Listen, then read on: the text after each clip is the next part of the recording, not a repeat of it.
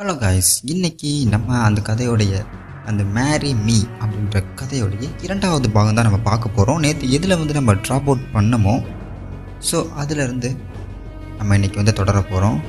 So அதுக்கு முன்னாடி நம்மளுடைய சேனலை நீங்கள் சப்ஸ்கிரைப் பண்ணல அப்படின்னா நம்ம சேனலை சப்ஸ்கிரைப் பண்ணிக்கோங்க.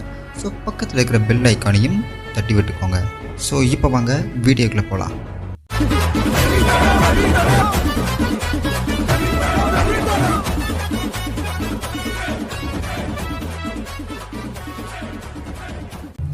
ஓகே, இப்போ அந்த மர்ம பெண்மணி அந்த ஃபோட்டோவை காட்டின உடனே அந்த பொண்ணு பார்க்குறா. ஸோ அந்த பொண்ணு பார்த்து நிமிர்ந்ததுக்கப்புறம் என்ன நடக்குது அப்படின்னா, அந்த கோட்டைக்குள்ளே போனவ தானாகவே வெளியே வந்துடுறா. ஸோ அவளுக்கு ரொம்பவுமே ஆச்சரியமாக போச்சு. ஸோ இவ்வளோ நேரம் நம்ம கோட்டைக்குள்ளே தானே இருந்தோம், எப்படி நம்ம இப்போ வெளியே வந்தோம் அப்படின்னு சொல்லி அவள் முழிக்கிறா. ஸோ பிறகு பிறகு போன அவங்களுடைய தோழிகளும் திரும்பி வந்துட்டாங்க. ஸோ திரும்பி வந்தோடனே அவங்களோட திரும்பி அவள் வீட்டுக்கு போகிறா. வீட்டுக்கு போனது மட்டும் இல்லாமல் அவங்க வீட்டுக்குள்ள நுழையும் போது அந்த கடன் கொடுத்த அந்த கடனாளி அவர் அங்கே உட்காந்துருக்காரு. ஸோ அவர் என்ன சொல்கிறார் அப்படின்னா, நீங்கள் கொடுத்த கடன் இன்னும் ஒரு வாரத்தில் எனக்கு நீங்கள் திருப்பி கொடுத்து ஆகணும், இல்லை அப்படின்னா உங்கள் பொண்ணான கயல்விழியை நீங்கள் எனக்கு கல்யாணம் பண்ணி கொடுக்கணும் அப்படின்னு சொல்கிறார். ஸோ அவருக்கும் நீண்ட நாளாக கல்யாணம் நடக்காமல் இருக்குது. அந்த கயல்வெளியை விட அவர் 20 வயசு மூத்த ஆள். ஸோ அந்த கயல்வெளி அப்படின்ற பொண்ணுக்கு இது ஒரு பேரதிர்ச்சி ஆயிடுச்சு. ஸோ என்ன பண்ணுறது ஏது பண்ணுறது ஒன்றுமே அவளுக்கும் புரியலை, அவங்க வீட்டார் இருக்கிற அவங்க அம்மாவுக்கும் புரியலை. ஸோ ரொம்பவுமே பதறி போய் இருக்காங்க. ஸோ அந்த கடனாளி சொல்லிட்டு போயிட்டார், அவர் பாட்டு சொல்லிட்டு போயிட்டார். ஸோ இவங்க 2 பேரும், அம்மாவும் சரி பொண்ணும் சரி, ரொம்ப பதட்டமாகவே இருக்காங்க.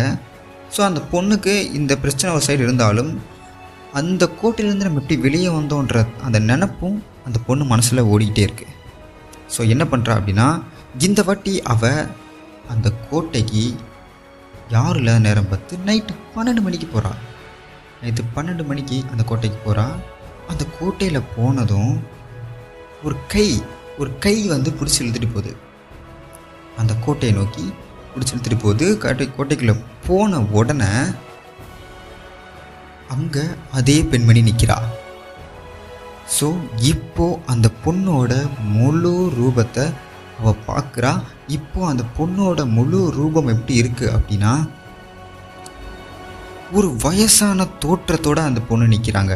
அந்த பொண்ணு கிடையாது, அது ஒரு பாட்டியாக நிற்கிறாங்க, ஒரு முதியவராக நிற்கிறாங்க.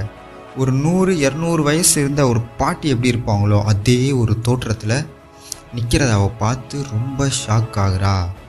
ஸோ அப்போ நேற்று பார்த்ததும் அதுக்கு முந்தின நாள் நான் பார்த்ததும் உங்களை தானா அப்படின்னு சொல்லி அந்த கயல்வெளின்ற பொண்ணு அந்த பாட்டியை பார்த்து கேட்கும்போது, நான் தான் அப்படின்னு சொல்லி அந்த பாட்டின்னு சொல்கிறாங்க.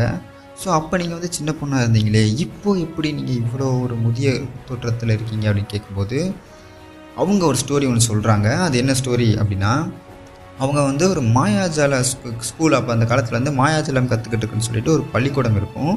அதில் இவங்க படித்து ஒரு மாயாஜாலத்தில் ஒரு நல்ல ஒரு திறனாகவும் இருக்காங்க. ஸோ அப்போ அவங்களுக்கு ஒரு 14 வயசு. ஸோ அப்படி அவங்க இருக்கும்போது ஒரு காட்டுக்குள்ளே நிறைய மாயாஜாலங்கள் இப்போ இருக்காங்கல்ல, அந்த காட்டுக்குள்ளே மாயாஜாலங்கள் பண்ணிகிட்டு இருக்காங்க. ஸோ அப்போது ஒரு பெரிய கோட்டை ஒன்று இருந்திருக்கு. ஸோ அந்த ஒரு கோட்டையில் ஒரு முனிவர் தவம் பண்ணிகிட்டு இருந்திருக்காரு. அவர் ஒரு பெரிய ஒரு முனிவர். ஸோ அவர் தவம் பண்ணுறதுனால அந்த குகையை இடித்து ஒரு கோட்டையாகவே அந்த மன்னர் கட்டினார் அப்படின்ற ஒரு வரலாறும் அந்த ஊரில் இருந்திருக்கு. ஸோ அந்த கோட்டைக்குள்ளே அந்த முனிவர் ஒரு மிகப்பெரிய தவம் கடவுளை நோக்கி பண்ணிகிட்டு இருக்கும்போது இந்த பொண்ணு அப்போ 14 வயசு தான். ஸோ இந்த பொண்ணுக்கு அந்த லெவலுக்கு விவரமும் தெரியலை. ஸோ அந்த பொண்ணு என்ன பண்ணுதுன்னா, ஒரு கற்களையும் பக்கத்தில் இருக்கிற குச்சிகளையும் தூக்கி போட்டு அந்த முனிவரை ரொம்பவுமே தொந்தரவு செய்யுது. அவரும் ஒரு அளவுக்கு மேலே பொறுக்க முடியாமல் அந்த பொண்ணுக்கு ஒரு சாபத்தை ஒன்று விட்டுறாரு. அது என்ன சாபம் அப்படின்னா, சாகாத வரம் அப்படின்னு சொல்கிற மாதிரி ஒரு சாபம். நீ சாகாமல் இந்த உலகத்திலே நீ கஷ்டப்பட்டுட்ருப்ப அப்படின்னு அவர் சொல்கிறாங்க. உன்னை யாராவது கல்யாணம் பண்ணால் மட்டும்தான் உன்னுடைய சாபம் தீரும்.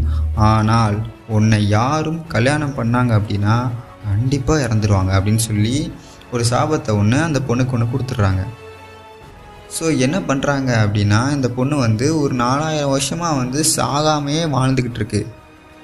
ஸோ அதனால தான் அந்த முதியவர் தோற்றம் அப்படின்றத அவங்க சொல்கிறாங்க. அந்த பொண்ணு இந்த கயல்விழி அப்படின்ற பெண்மணிகிட்ட இவங்க சொல்கிறாங்க. ஸோ அப்போ வந்து அந்த கைல்வெளி கேட்குது, உங்களால் வந்து என்னை விட அழகான ஒரு பெண்மணியாக அவங்களால மாற முடியுமா அப்படின்னு சொல்லிட்டு அந்த கைல்வெளி அப்படின்ற பெண் வந்து அந்த பொண்ணை பார்த்து கேட்குறாங்க. ஸோ அப்போ வந்து அந்த பொண்ணு வந்து சொல்கிறா, கண்டிப்பாக என்னால் மாற முடியும். நான் முன்னாடி வந்து மாயாஜால வித்தைகள் எல்லாமே கற்றுக்கிட்டு இருந்திருக்கேன். ஸோ இதை வச்சு தான் நான் உன்னையும் வந்து நான் ஒரு பெண்மணியாக நான் வந்து உன்ன மாதிரி நான் மாறி காட்டினேன் அப்படின்னு வந்து அவங்க சொல்கிறாங்க. ஸோ நீங்கள் கண்டிப்பாக வந்து உங்களுக்கு வந்து அந்த சாபம் தீரும், நீங்கள் கண்டிப்பாக இறந்து போவீங்க, இதுக்கு வந்து நான் கேரண்டி அப்படின்னு சொல்லி என்ன பண்ணுறாங்க அப்படின்னா, நீங்கள் இப்போ உடனே வந்து ஒரு அழகிய பொண்ணாக மாறுங்க அப்படின்னு வந்து அவங்க சொல்கிறாங்க.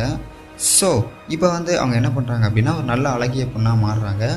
மாறின உடனே அந்த கடன்காரர் வீட்டுக்கு வந்து அந்த பொண்ணை கூட்டிகிட்டு போன உடனே அந்த கடன்காரர் வீட்டுக்கு அந்த பொண்ணை அவங்க கூட்டிகிட்டு போகிறாங்க. ஸோ கூட்டிகிட்டு போயிட்டு அந்த கைல்வெளி என்ன சொல்கிறாங்க அப்படின்னா கடன்காரர்கிட்ட, இந்த பொண்ணு வந்து உங்களை ரொம்ப விரும்புவதாகவும் இந்த பொண்ணு உங்களை ரொம்ப காதலிக்கிறதாகவும் உங்களையே கல்யாணம் பண்ணிக்கிறதாகவும் சொல்லி ஒரு பொய்யான தகவல்களை வந்து அந்த கடன்காரன்கிட்ட சொல்லும்போது, இந்த பொண்ணுக்கு இந்த சாபத்தை பெற்றிருந்த பொண்ணுக்கு வந்து எப்படியோ நம்ம சாபம் தீர்ந்தா போதும் அப்படின்றனால ஆமான்னு வந்து தலையவும் ஆட்டிடுது. அதோட அவருக்கு வந்து நம்ம எப்படியாவது கல்யாணம் முடித்தா போதும் அப்படின்றதுனால உடனே வந்து கல்யாணத்துக்கு மேற்பாடு பண்ணிடலாம் அப்படின்னு சொல்லி இந்த கைல்வெளியோடைய கடன் தொல்லையவும் வந்து நீ ஒன்றும் கொடுக்க வேணாமான்னு சொல்லி அதையும் வந்து எழுதி கொடுத்து அவருக்கு முடிச்சு விட்டுறாங்க. ஸோ இப்போ என்ன பண்ணுறாங்க அப்படின்னா, அந்த கோட்டையில் தான் நம்ம கல்யாணம் வைக்கணும் அப்படின்றத வந்து இந்த பொண்ணு விரும்புகிறா. ஸோ அப்போ அதே ஒரு கோட்டையில் கூட்டு போய் கல்யாணம் வைக்கிறாங்க. கல்யாணம் வச்சு தாலி கட்டின உடனே என்ன ஆகுது அப்படின்னா, அந்த பொண்ணுக்கு இருக்கிற சாபம் தீர்ந்து அந்த பொண்ணு அதே இடத்துல இறந்து போயிடுது. அதுக்கப்புறம் அது மட்டும் இல்லாமல் இந்த பையன் இவர் இருக்கார்ல கடனாளி, இவரும் அந்த பொண்ணுக்கு தாலி கட்டின உடனே இவரும் வந்து அந்த இடத்துல இறந்து போயிடுறாரு.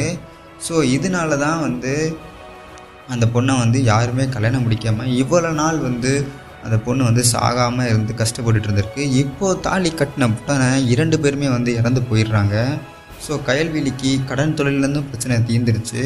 அந்த ஊரில் இருக்கிற அரக்கனவன் அவனும் இறந்துட்டான். ஸோ இந்த பொண்ணுக்கும் இருந்த அந்த சாகாத வரம்ன்ற ஒரு இதுவும் அந்த சாபமும் வந்து தீர்ந்துடுச்சு அப்படின்ற ஒரு ஹாப்பினஸில் இந்த பொண்ணு அங்கேருந்து கிளம்புறான். இந்த ஃபேண்டசி ஸ்டோரி உங்களுக்கு ரொம்ப பிடிச்சிருந்துச்சு அப்படின்னா நம்ம சேனலை வந்து சப்ஸ்கிரைப் பண்ணிக்கோங்க, பக்கத்தில் இருக்கிற பெல் ஐக்கானையும் கிளிக் பண்ணிக்கோங்க, பிடிச்சிருந்துச்சு அப்படின்னா ஒரு லைக்கும் பண்ணிக்கோங்க. ஸோ அடுத்த வீடியோவில் வந்து ஒரு இன்ட்ரெஸ்டான வீடியோவில் வந்து நான் உங்களை பார்க்குறோம். ஸோ அது வரைக்கும் தேங்க்யூ.